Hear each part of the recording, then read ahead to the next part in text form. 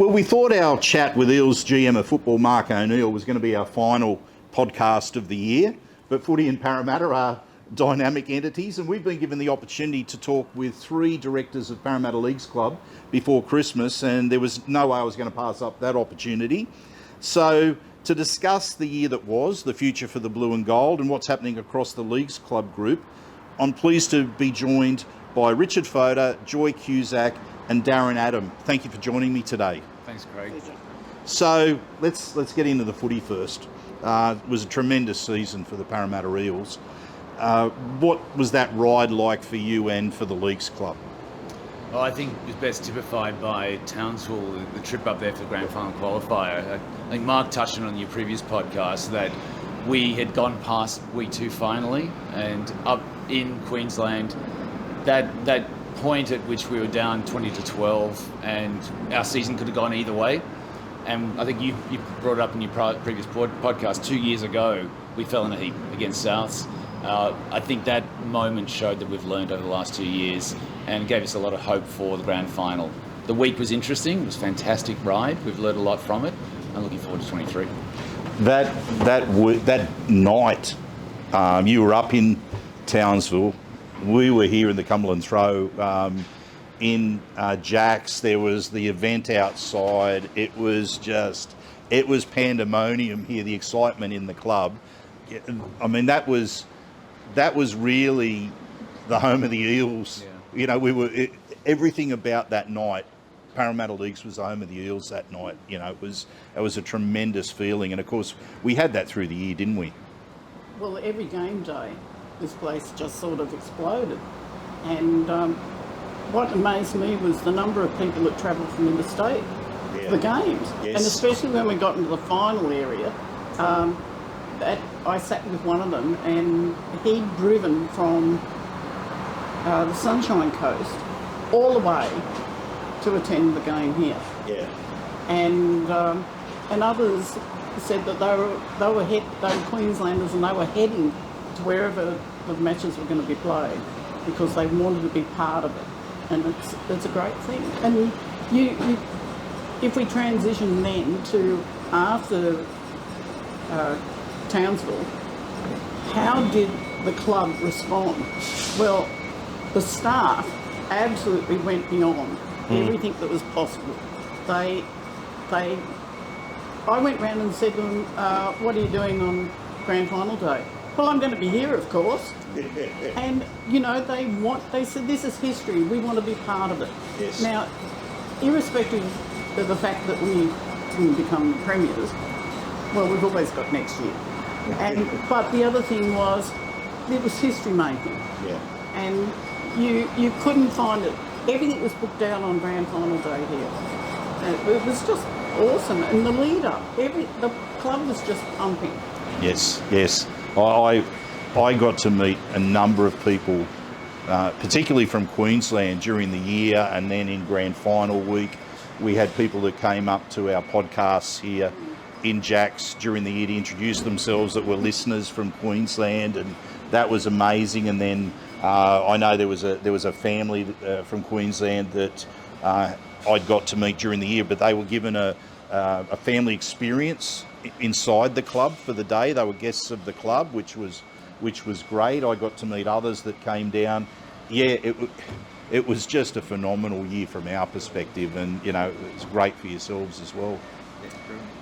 I think what was fantastic as well was the whole club as well. So the experiences that you can have within CommBank Stadium, but as you've proven this year as well, people could come back here once again to the club, experience the game, win, lose or draw after the game, catch up with you guys, but also have a drink and have a meal after the game, and it became the home of the Eels again. And how great was it to make legend players available for people to meet? Even Neville Glover. Yeah, oh mate, Neville was one of the most entertaining guests that we had. It was brilliant, and what I won't forget is that there was unfortunately the match where we got hammered by the Broncos. Yes. And it was a Thursday night, and the rain was pouring down, and the room was filled with a lot of Broncos supporters after the game. Our Steve Ella was our guest, and when we finished talking to him, they all queued up for a photo and a chat with Steve Eller and talking about, you know, what a favourite player he was of theirs. You know, Broncos supporters just looking for that opportunity to speak to a legend of the game. It was great. Steve Eller is a gentleman, Yeah. a pure and utter gentleman, and when he says anything, it's from his heart. Yes. You know, he doesn't just say it to promote himself. Yeah. So what excites you, if we're keeping in this football space, and maybe also, you know, around what Parra Leagues does on football days, what excites you most about 2023? I think two things. One is the experience we've learned through the last couple of years, not just this year, but our players through this year and the last couple of years. So they'll be able to build on that next year. Players like Will Penasini really only in his first year of first grade, so seeing what he can achieve next year. And then the influx of talent both on the field but also off the field. I mean, you touched on it yesterday with Mark. The coaching team that now are joining Brad for next year will bring new ideas. They're already having an impact on the training field right now. So people like Trent Barrett. We've got Nathan Brown with the Pathways. I think it's really exciting times for an influx of new ideas to build on what we've already been building on in 2022 and beyond. Yeah, it is interesting watching that dynamic of the coaches. I think it's a very good staff that's been assembled around the footballers. And speaking of what's happening up there, that development up at Kellyville, I mean, that's a major project that the group is going to be involved in. That'll surely be a game changer. I think it'll also be great for the women's game as well, right? I mean, if you think about what those ladies achieved in just their second season, where Dean can take them to, but I mean, that's going to be a facility that'll give them a home as well. So for the juniors, the women, as well as the men's team, so because they're a little bit orphaned at the moment in terms of where they have to train sometimes. So that's right. And I think they're looking at around that May, June, if all things are going through as expected to kick off construction up there. And I think the best thing of that is that it will start on the community centre, so it'll be something for everyone in the Hills district to start with, and the home of the Eels, the headquarters there, will start after that. And we've talked about match days, and I often see all of you before, during and after matches, even up at Kellyville.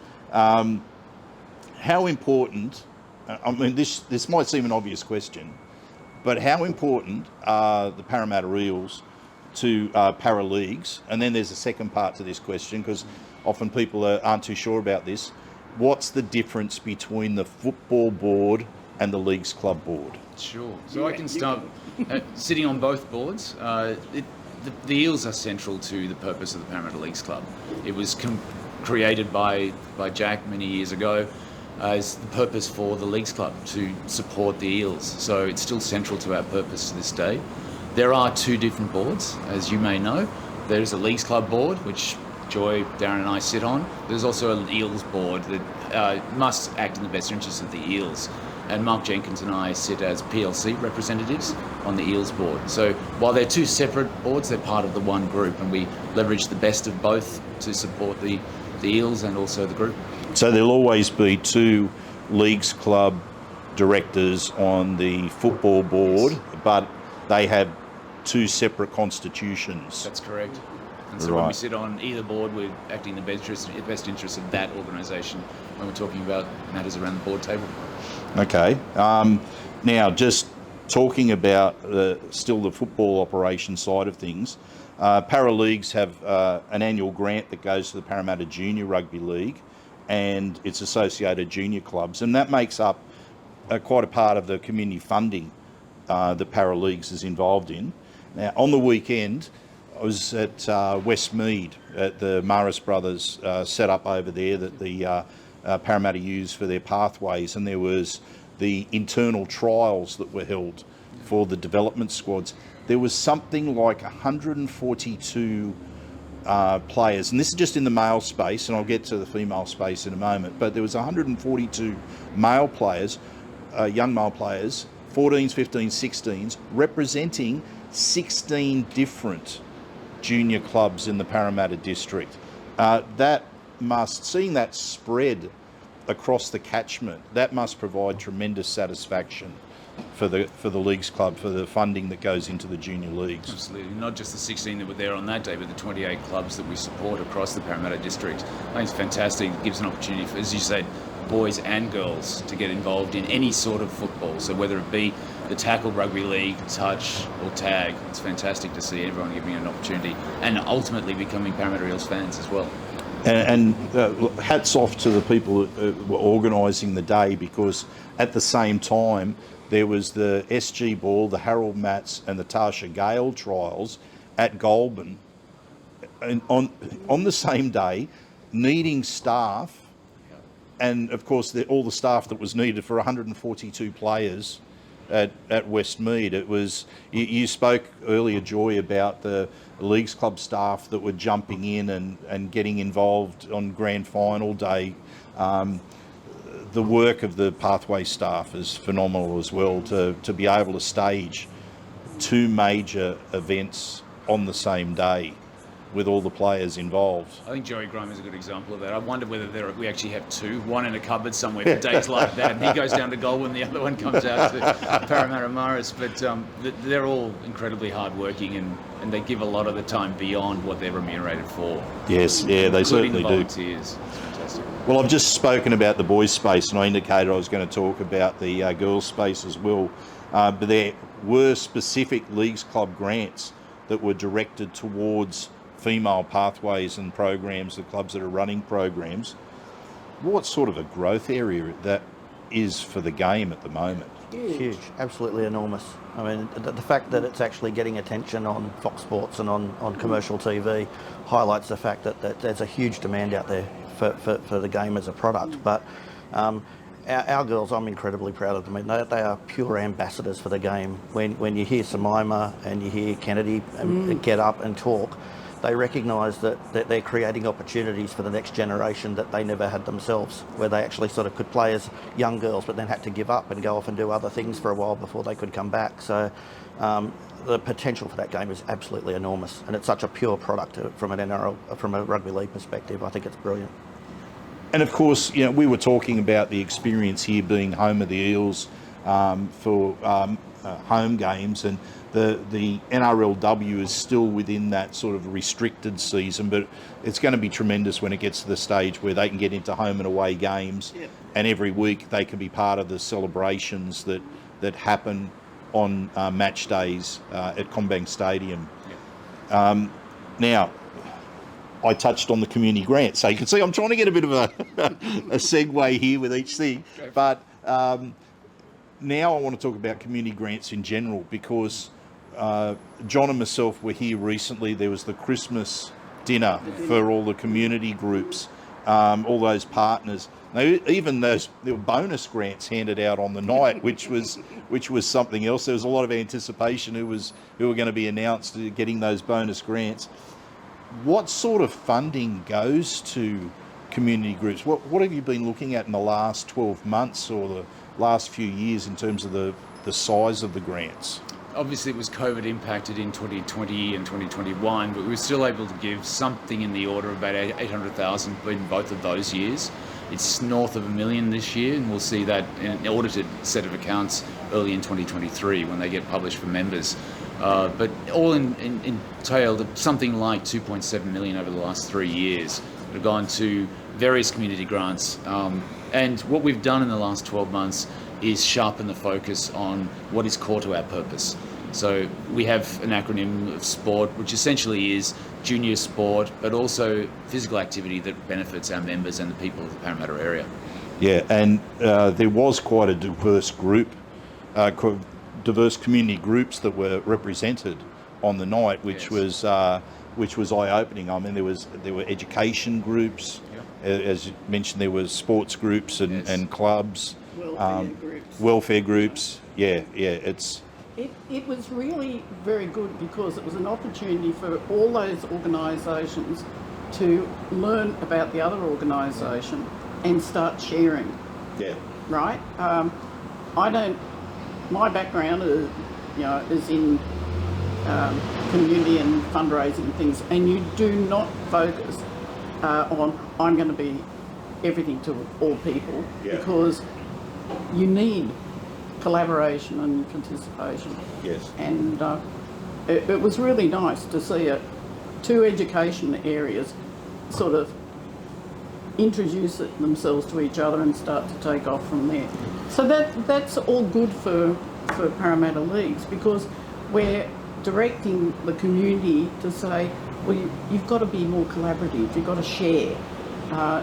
You don't have to be all things to all people. And these are, in the main, fairly small organisations, so the more they can learn from each other, the better that they will be in collective as well. Well, I love the direction on the night where we were told, go and sit at a table with people you don't know. It wasn't hard. And you would have heard Phil Sim, our other director who chairs our community committee as well, talk a lot about how we've really sharpened our focus just in terms of what we'll fund as well. So rather than just committing to spend a certain amount almost out of obligation, really focusing on where we can make sure we're getting the biggest social impact. Yes. And that's dollars, as well as what we've been talking about, connecting the groups together so that we can sort of help promote them beyond just the funding we give them. Yeah, some of the I was thinking about some of the stats that were presented on the night about the number of hours that people volunteer from these groups to their communities. It's phenomenal. You know, I mean, they make communities go round, don't they? You know, volunteers. Imagine a world where we didn't have people volunteering their time or committing to projects that help people. That's why at Parramatta Leagues we've introduced this year staff volunteering. Yep. Right, and that is enormous, and it also exposes our staff to what all these community groups they volunteer for, what they're doing. And then we can sort of say, well, the value add that our staff are adding to that organisation, we can actually cost it and value it and put a dollar figure on it. And I kid you not, it's going to be enormous. Well, we were really quite pleased when we were invited to go along to Ronald McDonald House. Yes. And have a look at the executive staff involved in preparing and serving meals for the children and the families there.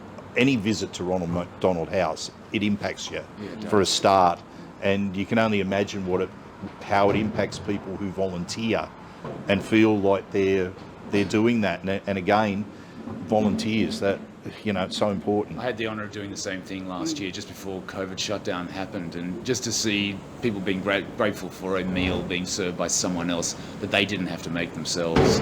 It's a small thing to do, but it makes such a difference in their lives. Absolutely. Now, there's a lot of construction going on around the club. You can probably hear at the moment. Yeah. So there's if people are picking up a bit of a background noise, we are sitting out on the balcony of Jack's, and a bit of construction that's going on. So a lot of that seems to be in that dining space. But can you talk to us about what's happening in the way of developments here at the club? Yeah, so we've got quite a bit happening. I mean, obviously one of our biggest developments, and we've touched on it in the past, was we're spending about $7 million in what today is Eels Lane, basically building an alfresco dining area. So it'll seat, you know, probably about 160 to 180 people, depending on final configuration. As I said, that's a big investment. That's around $7 million for us. The first stage of that, we'll see Legends downstairs is actually closed, and we've spent about $1.5 million in terms of upgrading the kitchen, but also actually creating a casual dining space downstairs. Because one of the strongest pieces of feedback we've had from members consistently throughout our time is that there's not that casual lounge type area in the club. It's a sort of bistro, tinger or gaming areas. Yeah. So we're actually listening and responding to member feedback, and we're creating that sort of casual lounge, casual dining area with a brand new restaurant, brand new coffee shop downstairs, and ultimately, as I said, that alfresco sort of dining space outside. In addition to that, we'll build a covered walkway from the car park into the club. So a bugbear for many, many people is obviously on wet weather. You've actually sort of got to hustle along over the pavers into the club and try not to get too wet on the way. And we'll also be constructing effectively a walk of fame along there that'll basically be a paved area with recognition of some of the Eels legends along. So all up, there's about $10 million worth of investment that we'll spend across. Which is quite an investment, and I guess as well, from what you were saying, the message to members is give feedback to the club. Yeah. You know, whether it be through the organised surveys that you that you send out from time to time about member experience, but just if members are talking to yourselves as directors around the club, or even football match days or what have you, that developments are based on what member requests and needs are. Well, the management team and the board are here as custodians of their club. That's right. We're here to serve the members, right? And that's why each year we've had a member meet the directors type night, both here as well as at Vikings, because Vikings is obviously an important part of the group as well. We've just spent $400,000 on renovations there to improve member experience as well. So it's all about what members want and need, that we can find the right way to use our funding for. And the other thing with Vikings is the investment we've made there is coming back in many dollars. It's just been really terrific to see that investment provide a good return. Well, there's something that I'm interested in now, because I'm a resident in the Hills area, and I've been reading about this proposed amalgamation with Dural Country Club, and there's a member vote that's going to happen in January. But 18th of January. Okay, but can you talk to us about what's the benefit of Parramatta Leagues joining with Dural Country Club? Yep. So, how long have you got, Craig? So, look, Dural Country Club is a really fantastic opportunity for Parramatta Leagues Club. If you look at all of the large leagues clubs, and we're obviously one of them, we're consistently in the top 10, they all recognise that there's importance to scale, and they achieve that in clubland through amalgamations. Dural is a fantastic club. It's situated up on Old Northern Road. You may have been there, but it was heavily impacted by COVID. So pre-COVID, they used to turn over around $3 million a year. Through COVID, obviously they had the shutdown, patronage fell away, and they just didn't have the cash reserves to come back from it. So, they haven't been able to do some of the basic repairs and maintenance. They haven't been able to run promotions. And so their turnover is now less than a quarter of what it used to be. And they just can't find their way out of it.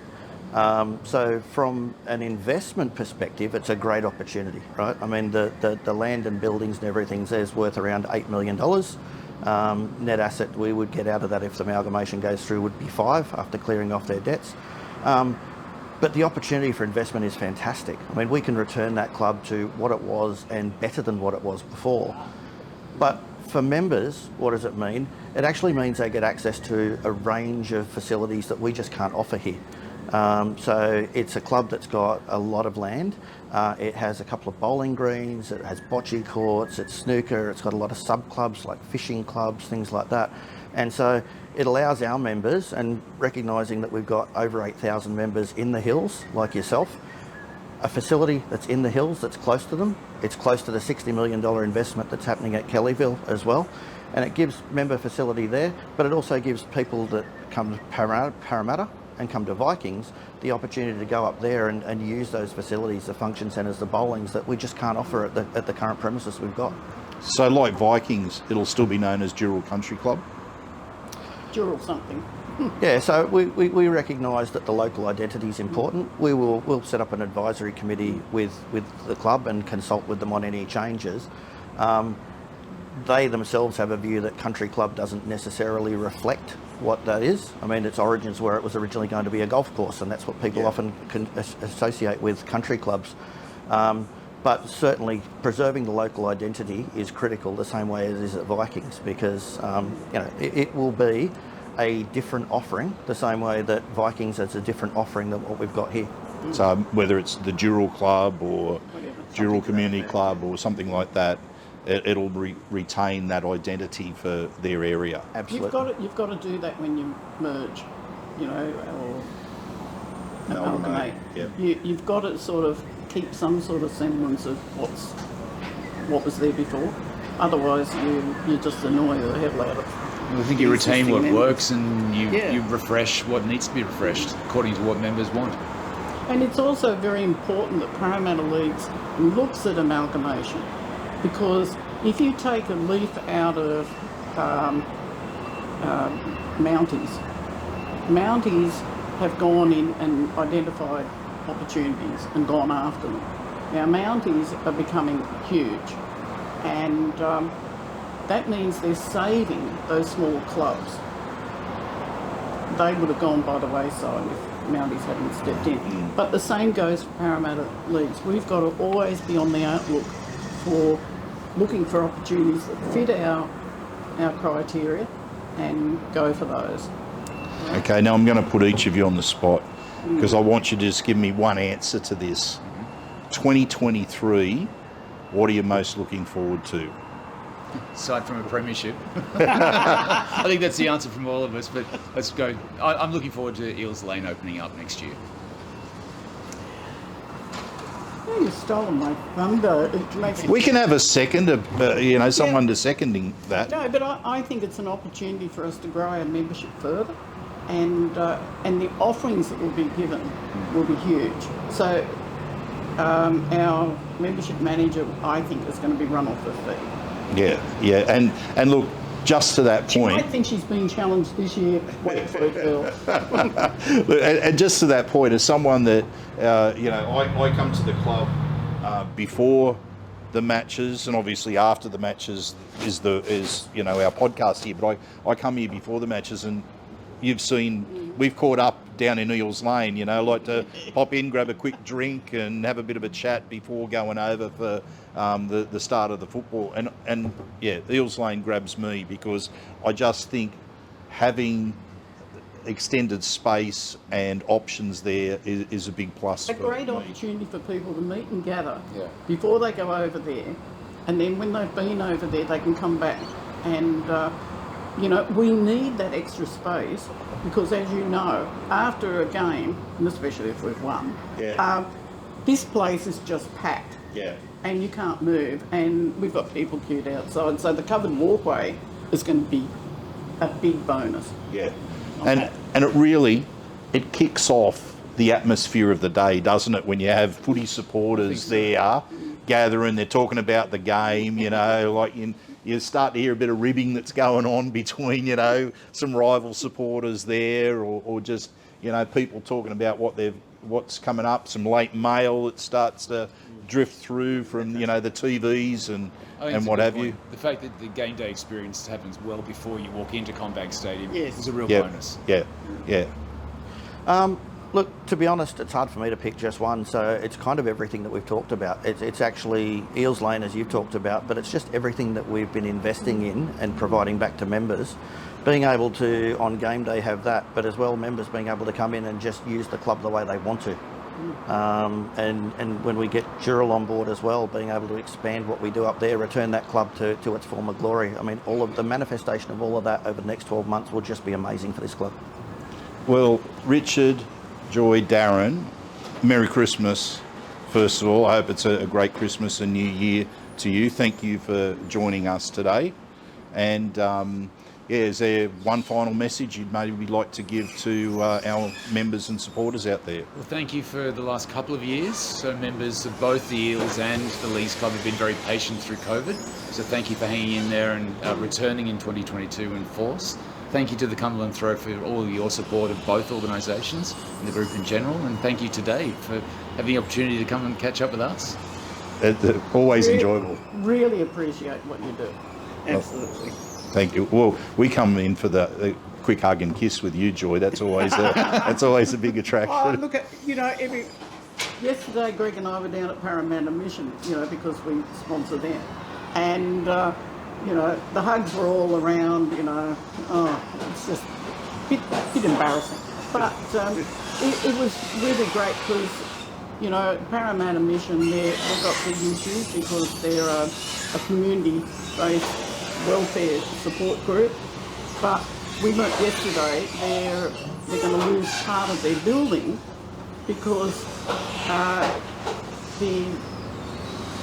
the reorganisation of Parramatta and the construction, they want from Parramatta Square, they want a walkway right through to the water, and to me they're going to demolish half of the Lee Memorial Hall. Well, the Lee Memorial Church won't get hit, but where do these people go? And I think it's really important for Parramatta Leagues to be on their side and helping them. Well, that's part of being It's the involved in the community. community. Yeah. You've got to be in the community. Yeah. Yeah. Look, just gratitude from me for partners like yourself, who are great supporters of both the football and the Leagues Club. Thank you to our members for their support. We hope we continue to get it. We hope we continue to get their feedback, and we can deliver on what they're after out of the club. And thank you to all the fans out there as well. I mean, we know we've got some of the most passionate fans in the league, and that just makes for an awesome experience for us. Well, again, I'll finish as I always do. Merry Christmas to everyone, and go you Eels. Absolutely. One thing you miss. We need all our members to come on the 18th of January to vote at the EGM for the amalgamation of Dural. Absolutely, absolutely. And we'll get some information out before that date. Thanks, Greg. Thanks. Thank you. Great.